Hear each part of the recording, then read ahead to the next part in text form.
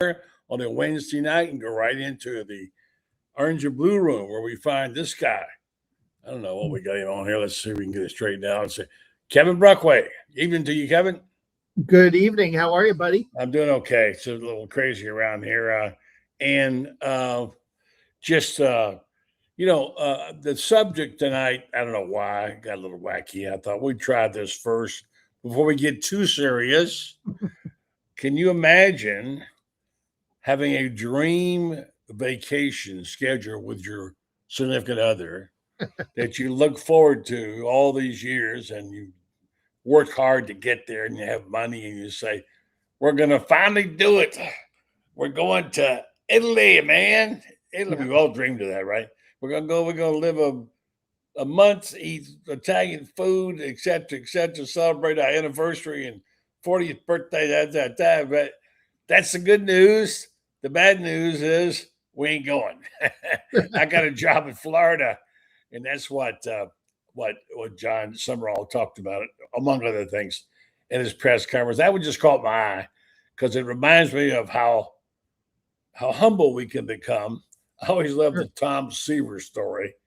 I love the story he would tell. People don't know who he is, but he was a great pitcher, and he won the Cy Young Award. That's right. And he was at the ballpark, and he was excited to call. I think his wife's name was Nancy. He picked up the phone and called and said, "Guess what, honey? What? I won the Cy Young Award." She said, "Great, Tom. Pick up some bread and milk on the way home." Kind of gets you right back to reality, doesn't it? Exactly. Yeah. So a lot of things to talk about tonight. We kind of started out somewhat in jest with that topic, just because we've all been there in those situations, and obviously a lot going on here tonight. SEC hoops. I think looks like Ole Miss is on its way to a win. And we got Auburn finally got its act together today. We'll have Rob Brett on later, talk about Rob. And we don't have until Friday in Florida. But did you know, this one I didn't know, that there are only two teams who never played on a Wednesday in the SEC tournament? Can you guess who they are? Oh, never played on a Wednesday. I mean, Florida might be one of them, right? That's correct. I can't remember Florida ever playing on a Wednesday. That's correct. You know who the other one is? As bad as it got. Kentucky played this Wednesday, so that's out. So I'm trying to think. Kentucky would be the other logical one, right? Yeah. Maybe Arkansas. Nope. This will surprise you. Alabama.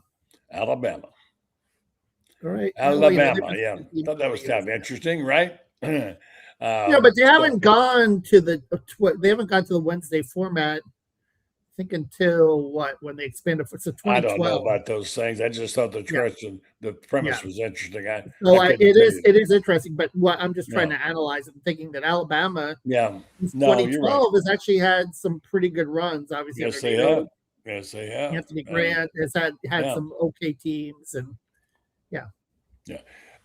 Kevin, by the way, Kevin, read yourself in the Gainesville Sun. You'll like it. He does a great job. Congratulations for all your awards that your sports section and you won.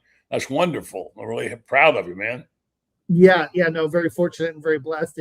It's interesting that you began about that kind of work, family balance, because I think everyone struggles it in the industry, and even as sports writers too, we're on the road a lot too, so it's very hard. And I know Billy Donovan certainly back in the day expressed that a lot with his family and his wife.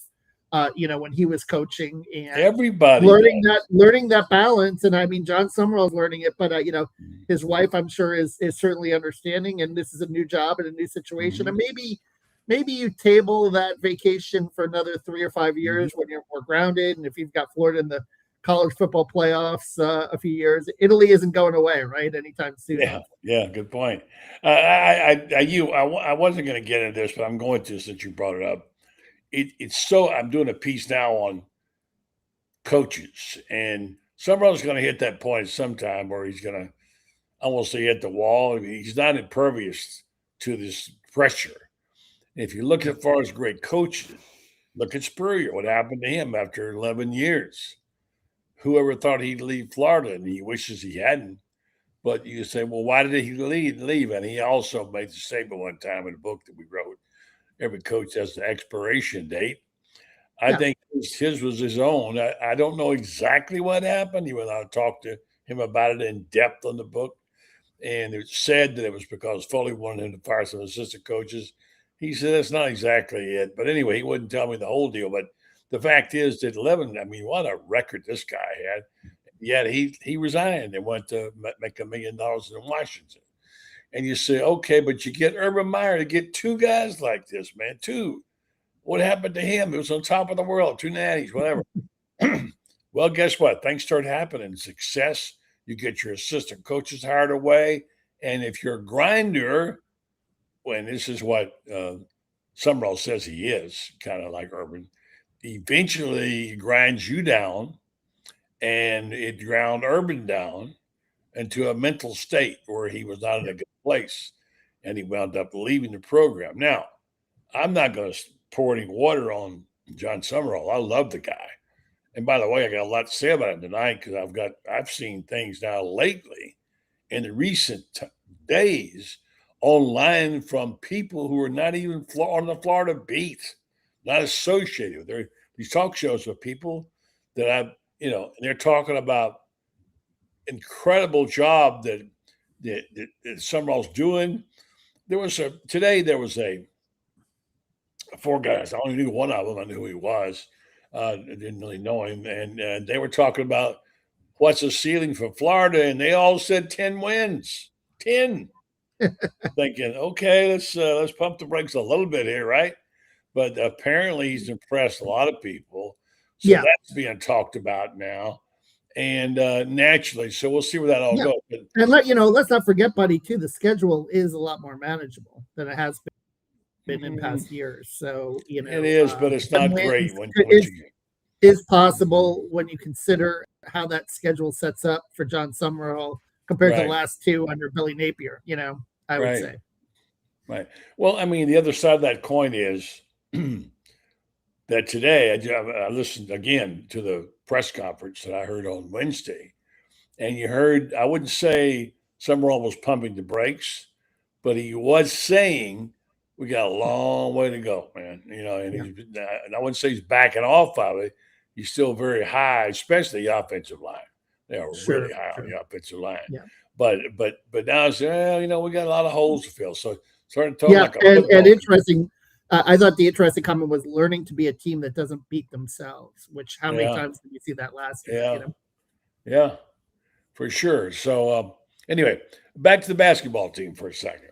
Sure. You love basketball and you've covered it in great depth. And first of all, congratulations to Tommy Hobb for another award, All-American Sporting News. Yes. He's going to keep getting them. I don't want to lose sight of this effort. We should never lose sight of this, and we should trumpet, no pun intended, because to come from where this team came, think about this. I mean, drill down on this.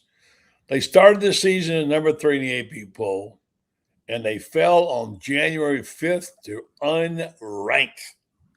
We're not talking 2 years ago. We're talking January 5th. They were unranked in the AP poll. All right. Now, and people started talking, well, they shouldn't have lost this game, shouldn't have lost it, whatever.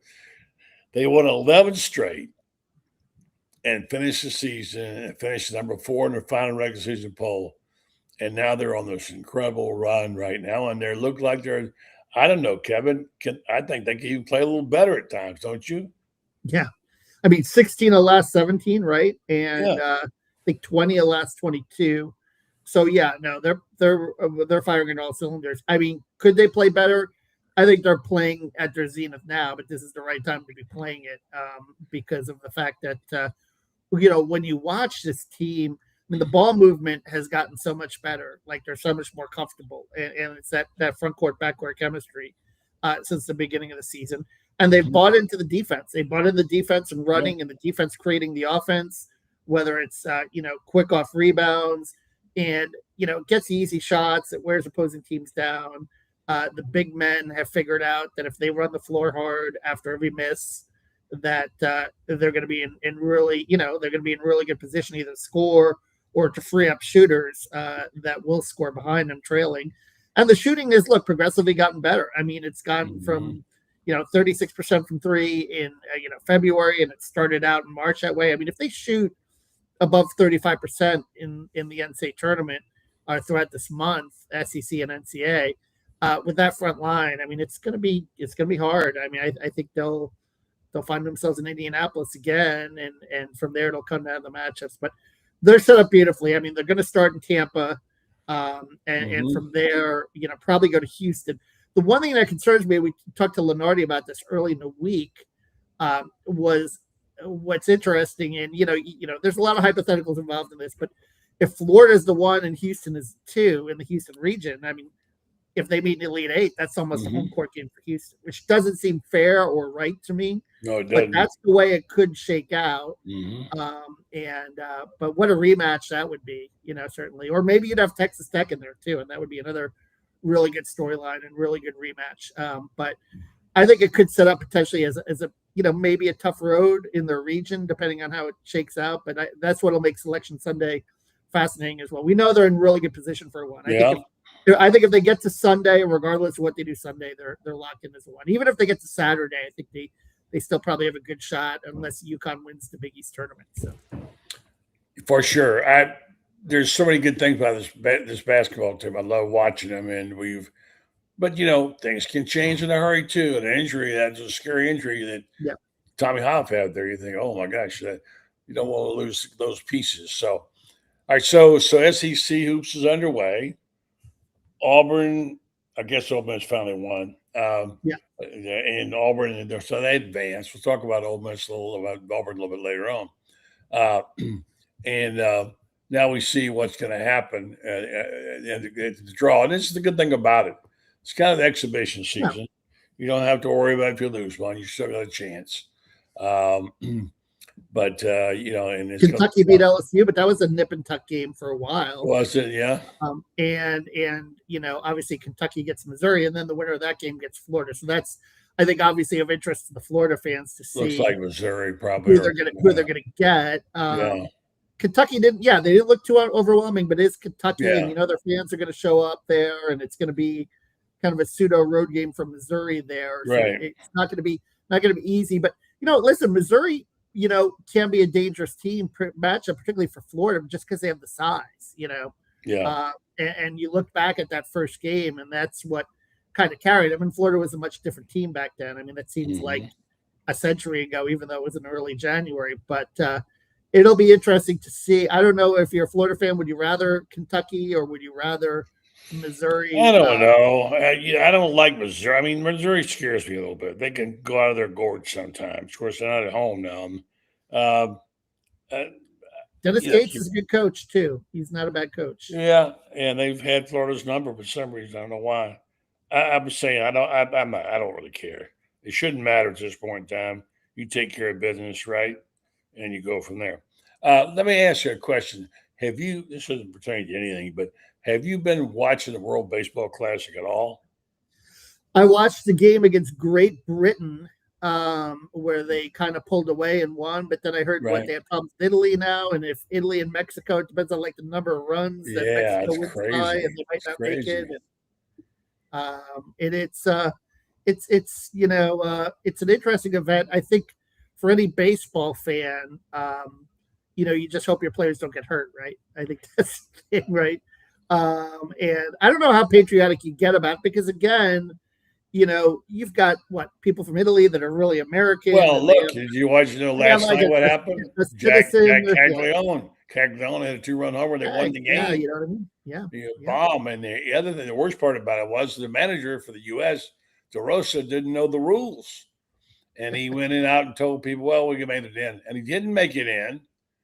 And he went online, and he's really under the gun now. So they played, as you pointed out, the winner between Mexico and Italy. It depends on what happened. Yeah. I can't figure it out. It's just crazy. If Italy wins, U.S. will advance. If Mexico wins in 9 innings and scores 5 more runs, the United States will advance. Mexico wins in 9 innings and scores 3 of the 5. The states will eliminate. So figure that one out, man. It's just too much. let's talk to football in the limited time we have. You don't have much. Sure.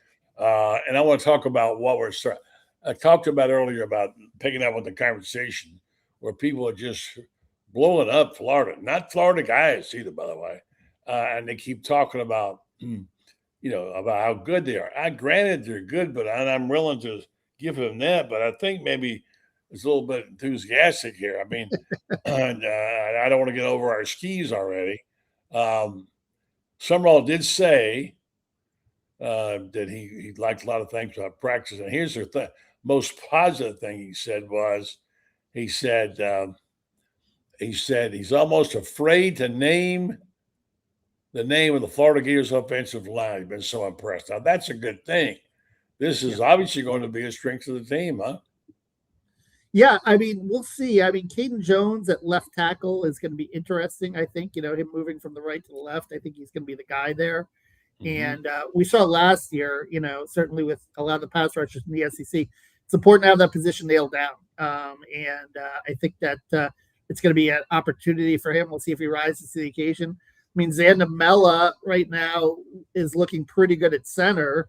And maybe they play Harrison Moore, where they thought was going to be the center at guard, but they have a lot of positional flexibility, I think. Bryce Lovett has moved back inside, and he looks better at guard than he does at tackle right now. Right. And you got Egan Boyer out there, the Penn State guy that's playing obviously some right tackle. You got Ogorji who can go out there and play some right tackle.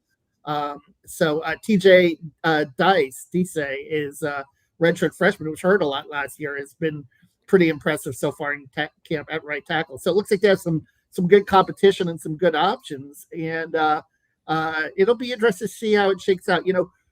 When I thought it was going to turn for Billy was it looked like the lines of scrimmage were coming along at the end of 2024, and then they took a step back in 2025. So I think it's important for Sumrall to get that back, both lines of scrimmage, offensive and defensive, to compete in the SEC. And that's physicality, toughness, and guys that can make plays on certainly the defensive side. Right. See, Italy is up 7-0. Our listener says there. So we're going to bring in Rob just 1 second to finish up this thought. I know I don't follow recruiting at all. You might follow a little bit. Apparently, they Florida picked up a 4-star athlete, Tremone Collins. He's a 6'2", 190-pound athlete from Cottondale, Florida. He's a re-signee. He's a recommit guy. And guess where that is? Right here. Up by you, right? Panama City, I heard, yeah. Jackson County. It's actually up in Jackson County. But he could go up and see him play, Yeah, I have to check him out. I have to ask my my stepson up there about that. He's ranked 4th in the country in the 2027 Rivals. So he's not back like I never left. Now, Kevin, I know you got to go here in a second, and I'm going to get Rob on here to help me join me and talk. But just a little more love for the football team. And I'll let Rob go for a second, and I'll do a break, and we'll come on back. Do you see it going? I mean, could you orchestrate it any better than what it has, Kevin? Yeah, no, I think so far so good. I mean, it's honeymoon period for Jon Sumrall. He mentioned that Philo practiced well on Saturday, and that quarterback competition is obviously going to be interesting to watch.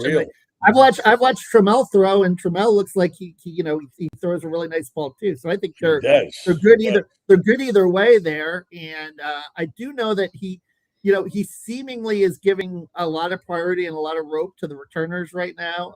But he also said what was interesting. He said is like the depth chart right now is written in sand, and there's going to be a lot of changes as we go. So I don't think anything is set in stone yet, and probably won't be until kickoff on September 5th. So it's a long way to go, but I think he likes the overall, but he wants a little more urgency. He wants to continue to cultivate that toughness, which is why he also said, hey, look, we have a long way to go here in terms of, that. And like you said before, being a team that doesn't beat themselves and that's crisper, in terms of their execution. Yeah. Well, here's a guy who's always singing their praises. Rob Browne, SEC Sidelines, joins the program. And Rob, we'll get into this a little bit later on, but I know you, I said this earlier, and I'll let Kevin go here in 1 second, but I said this earlier, that I'm hearing a lot of people outside Florida. I mean, talk shows like yours or others that I don't even know, talking about the fact Florida could win 10 games. I mean, hang on. let's get it to 7 or 8, And I granted, I know he don't want to be patient. Spurrier doesn't want to be patient. I'm all about that, but Rob, even that's a little bit. That's pretty wild. 10, is that too many, Rob? I'm not going to do what I did last year. Like when in 2022, after I watched Billy Napier coach, we all remember he coached with Nick Saban, he coached with Dabo Swinney. But the things that you saw that were a problem his first year were a problem his second year, his third year, and his fourth year. I made a terrible mistake in not saying how I should have said, and he just was a low energy guy, and nothing bad about him. He was low energy, and he didn't get out and connect to the Gator fans. Jon Sumrall's a complete 180, and I predicting games, that is so dangerous. But what you can do, it's what we do, man. It's what we do. No, it is. It's really just like me picking stocks for clients. I mean, you're rolling the dice. You better get more right than wrong. But I mean, Kevin, you're at practice every day, and you do the boots on the ground. I mean, nothing's better than beat writers. They're the best guests you'll ever have on any show because you think about what you're saying because you've already written it, buddy. Me, because I'm not there, but Kevin's there. But you've done it a couple of times. I have done it a few times. But Kevin, you look at the energy level in practice and all with Jon Sumrall. And I know his good friend John Hartwell, who's on our show every Thursday with us. And John's known Jon Sumrall since high school. And John used to be the AD at Troy. But Jon Sumrall, and buddy, I know you were going to ask that question. I said, why, Coach, have you won big everywhere you've been? You've played for the conference championship. It's impressive. I just think he knows how to connect to every player, Kevin, and you see it in practice if you're out there individually. No question. But I think it comes down to the talent and the scheming as well. And that's where Buster Faulkner comes in too, which is going to be fascinating.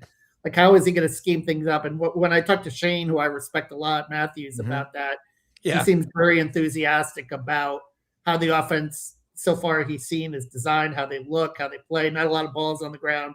Like, that's going to be the fascinating part too, is, how is this offense going to run? Because as we know under Billy Napier, that was a big problem. Well, you said something a minute ago about the offensive line. How many of those guys are back right now? Because the portal was only 15 days, January 2nd to the 16th. Yeah. Well, they're really high on the guys that got in there. Troutwine's done an amazing job, and they're just raving. And today he said, Sumrall said, I wouldn't want to mention any names. There's so many good-looking prospects, right, Kevin? And, Troutwine is a proven developer too. So you can't, he's got a track record of getting guys better, which I think is very important as well. Like, if you have that track record, you have some trust in that these guys are going to develop and they're going to continue. They're going to learn technique and they're going to continue to get better every time. Like, I'm all for energy, but sometimes that only takes you so far. Like, I want to see, like, is the technique good? Is it, sound? And, are they learning the things that they're supposed to learn that's going to be successful in the SEC? Right.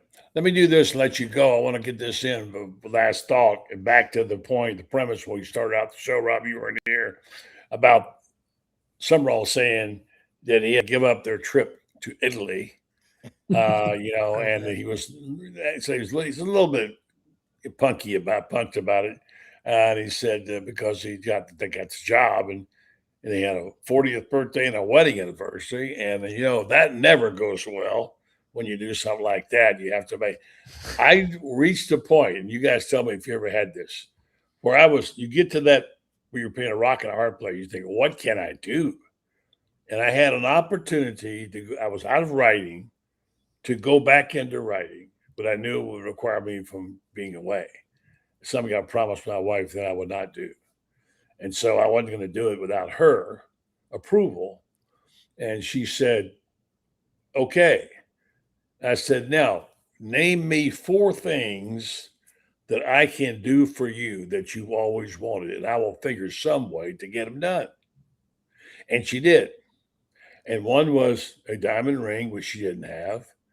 And one was a trip to Hawaii, which she'd always wanted to go to. And anyway, the point was that I made a promise I would get them. Well, lo and behold, as it turned out, one of my daughters got divorced and had a diamond ring, and I got that ring and gave it to her, okay? Secondly, I went on a trip to when the Broncos were sold, my office called me and said, "You got to pack your bags. You're going to Hawaii," in the middle of a snowstorm. And I got my bags packed and I went to the door and she said, "I can't believe you're going to Hawaii without me." I said, "I'm sorry. I didn't plan it this way." I flew out there. I got there. I had this fantastic suite because the Sheraton was oversold and they had no rooms. They only had was a suite. They gave me the top of the Sheraton looking out of the Pacific Ocean suite. I thought, I've got to get my wife out here somehow. I called the phone lines. I found a $900 ticket. And the last one, I said, "Give it to me." And I got it. And I called her and I said, "Get yourself on the tomorrow in a cab and go to the airport. You're coming to Hawaii." And nice. she did. And she had a fantastic time. So again, I found at that point in time, how about you guys, and I'll let you go. You need to make deals with your own spouses or girlfriends or whatever, right? Course, yeah. And see what they want and negotiate, right? Yeah. Everything is a negotiation, buddy. Exactly. All right, Kevin, now you got to go, buddy. Great, Let you go. Yep, Thank thank you. you. Appreciate it. Don't forget to recap what you got coming up next that we can read. Yeah, well, we'll have a practice report tomorrow. I've got my SEC tournament blog going.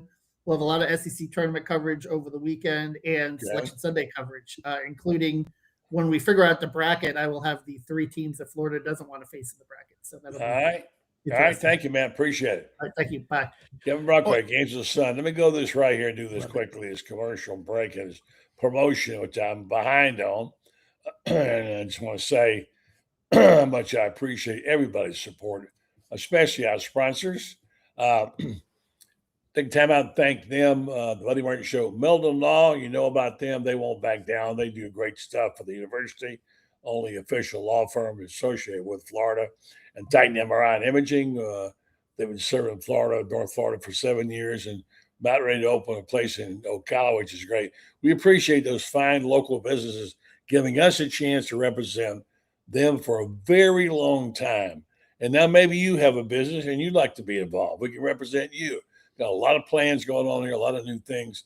If you'd like to join the team of advertisers on the Buddy Martin Show, call Freddie Weeby. This is the number. Take it down. Freddie Weeby, the Magic Man, 352-284-3733, 352-284-3733. You'll find a spot for you at a great price on the Buddy Martin Show. So check it out. And again, I want to thank Meldon Law. If you have any legal needs, you give them a call. They have lots of places to serve you around North Florida. And now you're in South Florida. Meldon Law, they won't back down. And finally, this is a special event. Tomorrow night, we have a guy coming up who's running it. We'll introduce you to him tomorrow night. And it's the gala at Spurger's Grind Grill. First time ever in a public setting outside the Heisman Trophy Center in New York City. 3 legends coming together in Gainesville. Join Steve Spurrier, Danny Werfel, and Tim Tebow for the Legends Gala at Spurger's Grind Grill on Monday, March 30th. And there are 2 events. You want to make sure you get the one you want. You can have the opportunity to get this, Rob. How'd you like to catch a pass from Tim Tebow or from Danny Werfel or get a handoff from Steve Spurrier and then have video of it, right? Have video of it. And I mean, heck, you can't beat that. That's good stuff right there. So there it is. There's the information. Florida Legends right there. And check them out. All right, let's go up to the orange and blue hotline and bring this dude in. He's on the way up to Nashville for some kind of basketball. I'm not sure what it is, but I'm surprised we got him tonight because he's been a busy guy. Say hello to Friends Beard there, Rob Browne. Friends Beard, the hat, and the Mad Hatter. Yes, sir. Well, we got, I get this feeling that Texas did not anticipate what has happened to them this year. Yeah. First off, they don't make the playoff in football. And even though they have Arch Manning and everybody thought he was he was going to win the Heisman, greatest thing since the invention of crushed ice. And they didn't do that. They hire Sean Miller, a guy who's got won big everywhere he's been. And they get thumped first round of the tournament by Ole Miss of all people. I was kind of surprised. That wasn't expected, was it? I don't think it's expected for Ole Miss to win a ball game the way they've been playing, but they played great defense tonight. They made all the plays. Yeah. They made all the plays. Let me see how many turnovers. I think they forced something like 13 or 14 turnovers for Texas. And 13, yeah. Texas doesn't turn the ball over. They forced 13 turnovers on Texas. That's huge. And goodness, they did it without making shots. They were 1 for 10 from when's the last time you've seen a team go 1 for 10 from the 3-point line and win by 10? Never. Doesn't happen. Not in today's world. Listen, Rob has his own anguish. His Auburn Tigers looked terrible for a while there. They couldn't get over the hump. It looked like they were going to lose that game, Rob. Yeah. Franz was sending me some text on there about Keyshawn Hall, and you're right. And I think that's just the world we live in. You got kids that have been at 3 or 4 different schools in a 3 or 4 year period. But Franz is right. Look what Stephen Pearl and look what Todd Golden did in his first year. So SEC, Sean Miller's a hell of a coach at Texas. He's won, you're right, he's won big. Chris Beard, Yancey Porter said on our show yesterday morning that Chris Beard, they're saying he's coming back. And I thought he was gone. No, he's going to come back, it looks like. And that's what all indications. Who's going to pay him $6 million a year, which is what he's making? Yeah. Who's going to pay him $6 million a year coming off of a losing season the year after he makes the Elite Eight? I mean, you make Sweet the Elite 16, Sweet 16, yeah. You make that, and the next year you're not supposed to crash and burn, and he crashed and burned. Yeah, and that's what Yancey was talking about. The fans have checked out. They gave away tickets for the last conference game at the Pavilion. There were maybe 2,500 people there. He's finding out it's football, baseball, and basketball at Ole Miss, and spring practices in there too. So it is strange, but this SEC tournament. We got South Carolina and Oklahoma about to tip off here. In just a minute? Yeah, and I got to tell you what, Oklahoma is a team that everybody better beware of, because I guarantee you, Porter Moser is coaching for his job, and he knows it. Yeah. He's won 4 games in a row. He wins tonight, and it's 5 in a row. And all of a sudden, Joe Lunardi's saying, well, they just might get in. Yeah. Friends, let me talk to you something about called a book right now. It's this book you got out, and you're going to. Somebody wrote one, I heard. I heard that, and you're on your way to Nashville, and I hear tell you may have a few books up there as well. So tell us about that. Well, we got a book signing set up with the Gator Club up there in Nashville, and shout out to the Gator Club in Nashville. Yeah, and here's the thing that I think a lot of people overlook. Florida is, I think, 3rd or 4th most living alumni of any university in the country. Rob says all the time, of 500,000 people. 500,000. Yeah. I mean, Indiana's the largest, and Ohio State's the 2nd largest, but Florida's right in there with Texas Texas A&M next, and it's huge. And wherever you go, there are Gators. I've been to 62 countries around the world, and just about every one of them I've ever been in, I run into at least one Gator. Yeah. Sometimes a whole bunch more. And where, the Gator Nation is large, and I think, thank goodness we're a basketball school, right? Because we sure have laid some football eggs lately. Let me just say, if you want the book, if you can't get to where France is, we're trying now. We got some plans that we're working on. We're doing our best we can. Brenda Martin's working on it furiously. You can go on Spurrier's Grind Grill website and look under shop, And there's the book, a signed copy of the book, if you would like to get your hands on one and get it shipped next day from Freddie Weeby. He will take care of that. Right now, he's one of our main distributors. We got other ways we'll get to you about later, but go to Spurs Grand Grill and go to shop and get your copy. All right, guys, we only got a few minutes. Or you can go to the Ocala. Yeah, the Ocala, that's where that's the secondary one. That's where, but the main one is the Spurs Grand Grill. So let me ask you this question. First of all, Florida, what do you think Florida's odds are to win the NCAA? Well, if you're asking, just give me a number. Just give me a number. I'd say probably somewhere around 90%. To win the whole tournament? You got it. Wow. You better go down and put every nickel you got on that. What do you think, Rob? They don't have Elijah Martin and Walter Clayton Jr. in the backcourt they had last year, but they seem like they're better up front. And I'm with friends. I'm big on following trends and betting trends. I mean, Duke, Arizona, UConn, they're all really good. Gators have played several of them this year early on in a rematch. I don't think anybody's playing better right now than what Florida. What percentage, though? I'm asking you both. France right now, 90. I'm going to say 75%. Wow. You know what the number is? 16%, just so you know.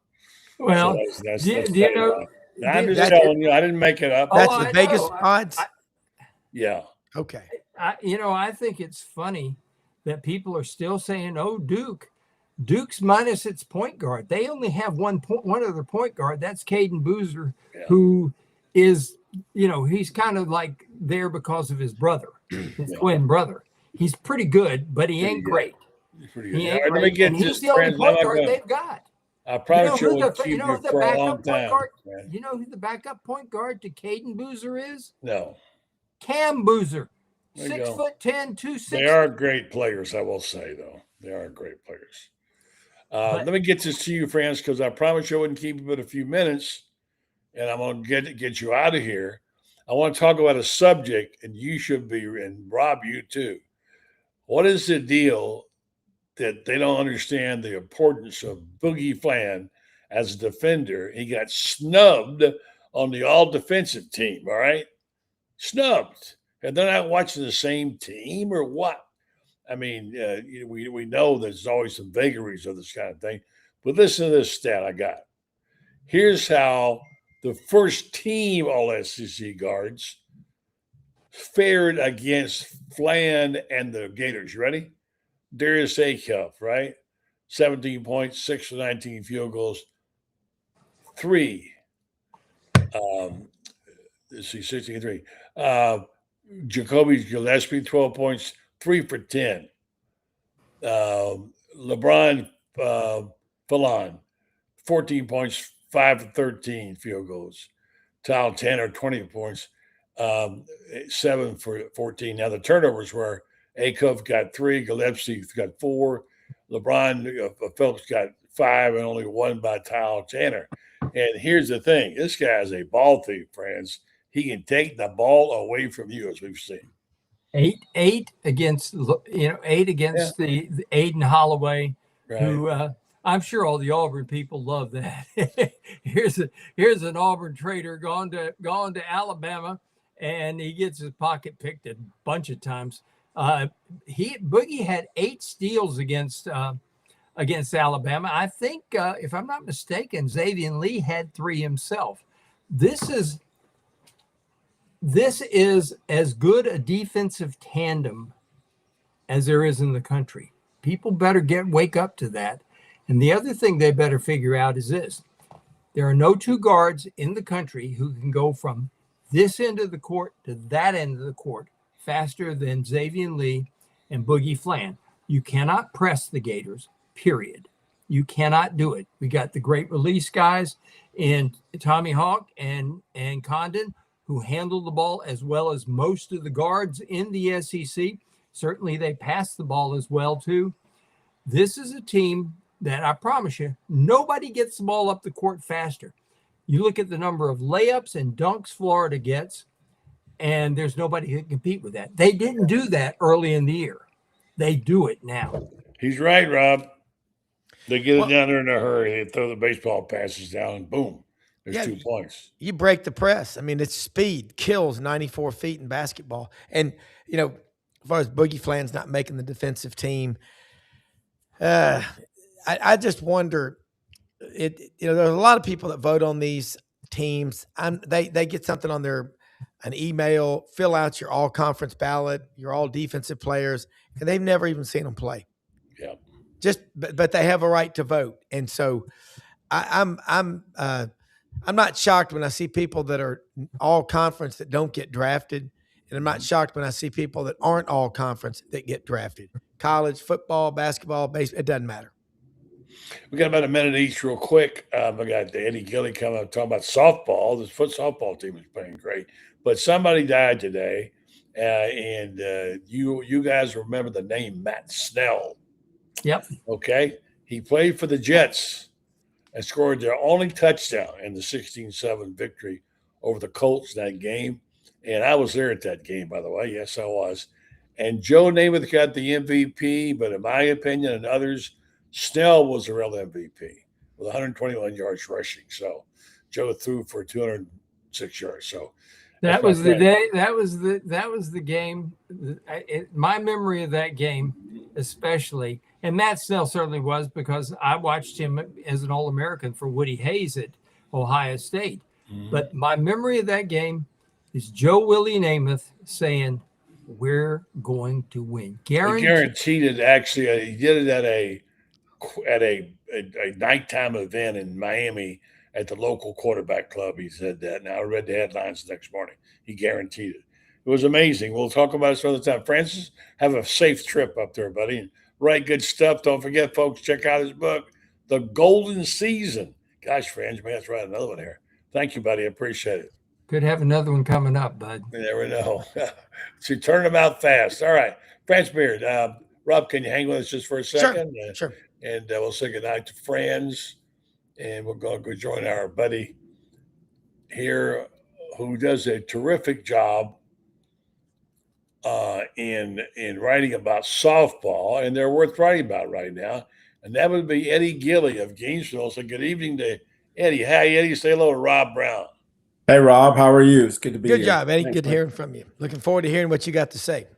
Especially about Ava Browne. I finally heard something today, and I want to get your take. I've been trying to get information on that. What do you know about Ava Browne? She was injured. She's their ace. Bad injury, real bad. Well, I think, buddy, she's the Saturday starter is the way Coach Walton says that. I think that's something they expect to have her back. From everybody that I've talked to thinks that at some point she'll be back during the season. So it wasn't something that was broken, maybe something that's strained, maybe hyperextended. I don't know what you heard today. I haven't heard that. But it seemed that was the case, and just stretching to catch a ball on a throw from right field to throw out a runner from Taylor Shoemaker, and she stretched a little too far over the top of it. So if that's the case and she can get back, then I think Florida has a good chance. They're not going to go undefeated throughout the SEC series. They're going to lose a few games down the stretch. So, you don't worry about it. You get her back before the end and ready to go in regionals and super regionals and a chance to go back to Oklahoma City. Let's talk about this softball team. They're good. And even with the injuries, they're really good. There's some new faces in there. You've written about a couple of them. Taylor Shoemaker is somebody that's really kind of made a lot of noise, right? Talk about Taylor, right? Yeah, Taylor Shoemaker, I think, is, in my mind, one of the top 10 players in all the country. I haven't seen everybody play, but you'll be hard-pressed for me to find 10 players that are better than Taylor Shoemaker. And Jocelyn Erickson is another one, but Taylor has a unique combination of just speed and power and an ease in which she plays. You think you got the ball by her, and the next thing you know, it's over both fences and she's rounding the bases, and you're like, what in the world just happened? It's hard to keep up with all these other spring sports right now. So much going on. By the way, it's a beautiful time to be in Florida. I mean, one of my favorite weeks, Players Championship coming up, which is one of my favorite events. I won't make it this year, but I've been to many of them. Then you got the Gator Nationals. Are they over already? I don't know. They are over. They were this past weekend. Yeah, it was a big weekend in Gainesville last weekend. Yeah, big weekend. And then now you've got baseball team. How about knocking off Florida State 6-3? And the team looked like they were in trouble. They couldn't beat a team from North Carolina, High Point. And then this team turned out to be High Point just buried Duke. Maybe they were better. They finally beat the High Point in the last game of the series. So you got that going on. We just saw some of the indoor track. So much in March, Eddie, goes on. You live in Gainesville. Absolutely. It's a great time to be here in Gainesville if you love college sports. And I do, and it's phenomenal. That High Point is better than most people think. They're expected to win their conference, but most people don't know who High Point is. I happen to know because I have a friend that was a coach there a few years ago, and they are always pretty good with a couple of pitchers, and that's what happened. They ran into two really strong arms, and in college baseball, I mean, those guys were throwing 108 pitches, 115 pitches. Unlike Sully, their coach is not worried about their arms. He's worried about his career and winning games. Yeah. All right, someone mentioned this. I got the update on one of it. I want Rob to jump in here and talk a little bit about. He didn't cover much softball because he didn't have the bandwidth. He's too busy covering everything else. But I know the league is good, and you know how good they are at places like Oklahoma, man. Okay, so Ava Browne is today expected to return this season after suffering a leg injury. Tim Walton expressed optimism about a return, possibly in a few weeks, though no official timetable set. Browne's injury was initially feared to be season-ending, but recent updates have been positive. Gators pitching staff managed to perform well in Browne's absence during a sweep of Missouri, and they've been optimistic about the return of one of the nation's best two-way players. Also, following Gators' sweep of Missouri, Tim Walton implied that Ava Browne will return to the field for 2026. I guess she had that leg injury, right? February 26th in the Garmin Classic out in California. Carted off the field. It didn't look very good, Eddie. No, it didn't. And but she was there this weekend wearing just a sleeve type of brace, not even a heavy brace on her knee. So that was good news. She was walking around without crutches, able to support the weight on it. So that's why I think this is not as bad as they originally thought it was. And a lot of times when you have one of those, if you played and you've been an athlete, you know that when you stretch, you hyperextend that knee, you think it's gone for real. And it's just a sprain and it gets to come back, which is a tear. It's a tear of your ACL or MCL, PCL, one of those three. But it is nonetheless not as significant as a tear. And so you can come back from it quicker. So that's what we hope it is. And we hope she'll be back because she was on a tear before she had the tear. Yeah, that's a good line. Yeah. Hey, Rob, and by the way, I mentioned this earlier. Have you guys followed the World Baseball Classic at all? It's so much to watch. I try to watch. Have you watched it at all, Eddie? I've watched just a little bit. I have not watched a lot of it. Jack Caglione last night goes deep. It's 2-run homer. Italy. He plays for Italy now, and they beat the USA. And the worst part about it was the USA manager apparently didn't know the rules, and afterwards said they were clinched to get in. They were not clinched to get in. And apparently one of the things that has to happen is Italy has to win for them to get in. And then if Mexico wins, one of these crazy things about runs and innings and all that. But the good news is 9-1 Italy in the middle of the eighth. Thank you to our friends from Dallas who updated some. So I don't know. Yeah, that makes it that US will get in. They had to have Italy win or score less than 5 runs, I think was what it was. It's a weird formula. It's gonna be all of them are gonna be 3-1, and now Mexico will be 2-2, and so they'll be out. Rob, there's just too much going on. I don't know how you covered the whole SEC. There's just too much going on, Rob. What you got tomorrow? Well, I mean, it's like having 16 kids doing that because you're going all over. Obviously, we've got incredible Gator coverage on this channel for sure. But tomorrow we'll have Coach Matt Dean talking SEC, NCAA tournament basketball going on right now. Well, the conference tournaments. We'll also have John Hartwell, Gary Harris from Tuscaloosa, Tommy Kane, who played at NC State. He'll come on, give some ACC flavor to it. But it'll be a full court press for a full 60 minutes. And I mean, buddy, softball just captivates me. I've got 2 boys and 2 girls. When they're young and they play softball, it's like watching paint dry. You get into college and the field, the turf, everything. When Clint Myers came to Auburn with what he did, the traveling show, it was great. And then it just wasn't. And they hadn't been able to get the magic back. But when they went out to Oklahoma City, and I watched Tim Walton and the Gators go out there, damn. And these are good athletes. And some of them are throwing, what I don't get is they're throwing over 250 pitches and they turn around and do it the next day. And then But go then out again, and come women back in. give They leave childbirth. the game and come back. That's what gets me. I've never seen anything like it. And women also, having a child has got to be the toughest thing other than throwing a softball 250 times or hitting one of those pitches. Well, it's a little bit because the motion underneath is a little better than having the stress on your arms, not as bad, and not throwing it as far, not throwing it as hard. But still, they if you ever try to get out there in front of them, I've been out there at practice with them for a long time. I was the team chaplain and I was around closely with them. And I never wanted to get in there with Stacey Nelson because I knew if I did, she would make me wear one right under the rib cage and I might not be able to breathe for a week. Wow. Well, I mean, it is 65, 70 mile an hour fastballs. It's the same thing as 100 in baseball. So that's the same reaction time. It is. They are incredible athletes. Wow. First I got associated with them. My next door neighbor was Karen Johns. That's how I got involved with softball, the former coach. And she asked me to come out and I'm like, I don't know if I can hang around female athletes. She said, well, don't think of them as female athletes. Think of them as athletes who happen to be females.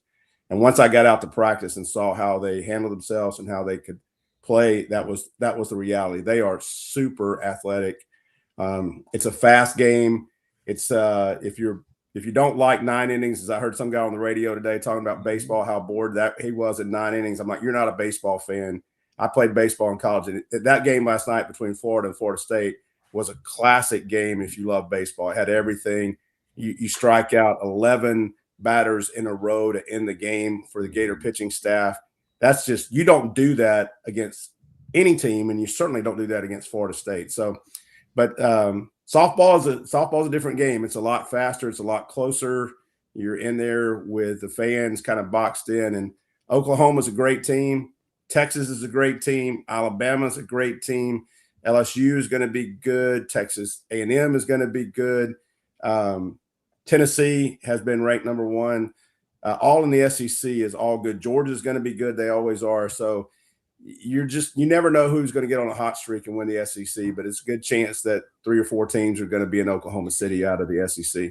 I'm looking up here on the comment in the chat section. NCAA record is 390 pitches. Kelly Brookhart of Creighton University, the Blue Jays, 1991 in 1 game. Was her arm donated to the Smithsonian Institution? Tell me how you can do that. But they really are great athletes. And you watch to hit those, but the outfielders and then the infield plays really good. Look, I love a 1-0, 2-1 game because it is strategy. These softball games, you're in it. I mean, you see some incredible comebacks, but they get out there to Oklahoma City, 8,000. They're packed every game. And Oklahoma, the Sooners, Florida, Tennessee's number 1 right now. But it's everybody.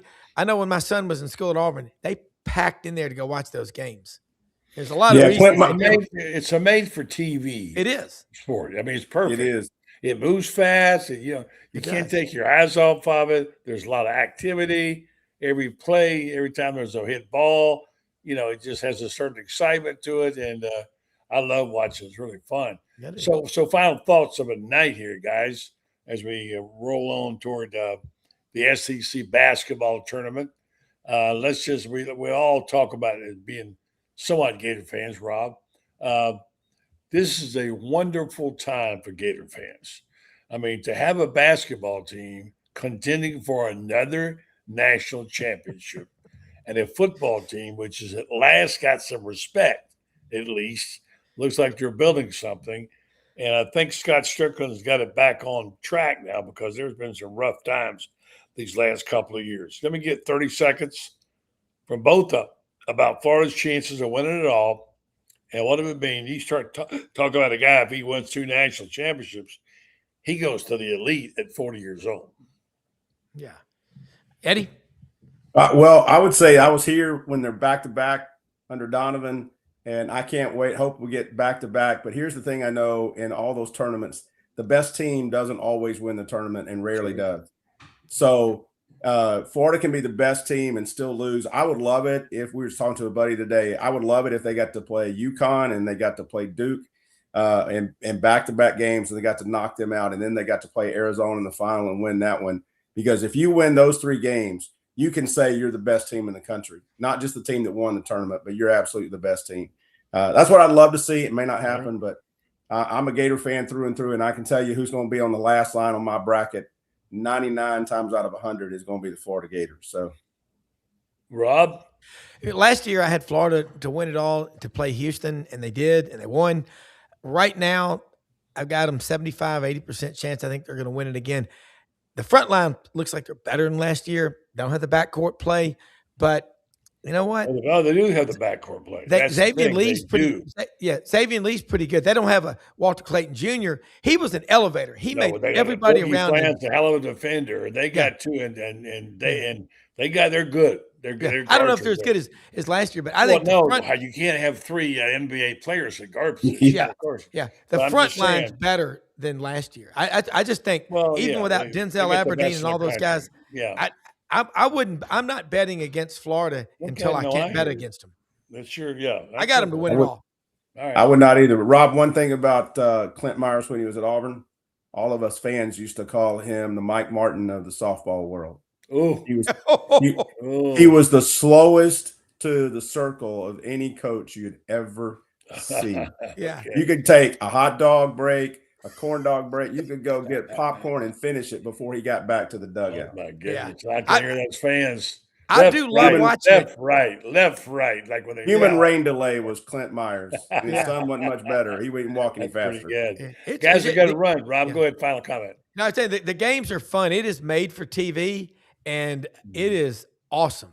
It's fast paced. I watch. I'm going to watch a lot of it, especially after talking to you.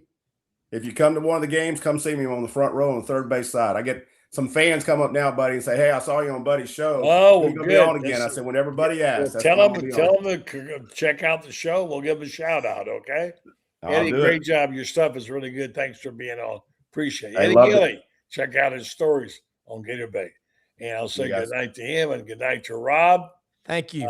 Thank you, Rob. Appreciate you jumping in, buddy. Always, man. Love it. Can't wait to see SEC's headlines tomorrow. Rob Browne. All right, guys, we're going to wrap it up here now with these comments. Get back over here and talk about what's going on. I'm going to tell you about the book signings, all the stuff we got happening. And again, thank you for our sponsors, Meldon Law. They've been great, supportive people. They all back down there. You're main people in the Northwest Florida area, North Central Florida area, and Titan MR and Imaging, serving Central Florida for 7 years. They do it all. They're expanding, and they give you a customer experience. You worried about getting in one of those tubes, and you get claustrophobia. Don't worry about it. They have larger cages.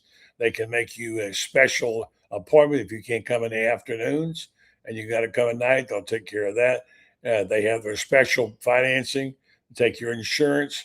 They're really a terrific company, and the one that's expanding and becoming very popular, soon to be in Ocala, hopefully. Appreciate that. So thank you very much to what they do. Appreciate all those fine businesses supporting us with their advertising, and appreciate that very much. All right, so don't forget, now mark it down, 3 Heismans, 2 events. One legendary day, March 30th. 2026, the Legends Gala at Spurrier's Gridiron Grill. Tomorrow night, we'll have the man, Monty, who puts this thing on and tells us about it. First time ever in a public study for Heisman since the Heisman Trophy presentation in New York. 3 legends coming back to Gainesville all together. Join Steve Spurrier, Danny Werfel and Tim Tebow for the Legends Gala at Spurs Grand Grill Monday, March 30th. There are two of them. Stay tuned for more information on that. We'll be able to get that to you. And tomorrow night, we're back. We'll have Ben Troop back. We haven't had Ben in a while. I'm going to chat with him about what life is, what's going on in the world of sports. Boy, there's so much, isn't there? So much going on. It's incredible that we just can't keep up with it all. But thank you folks for keeping us in tune as to what's happening.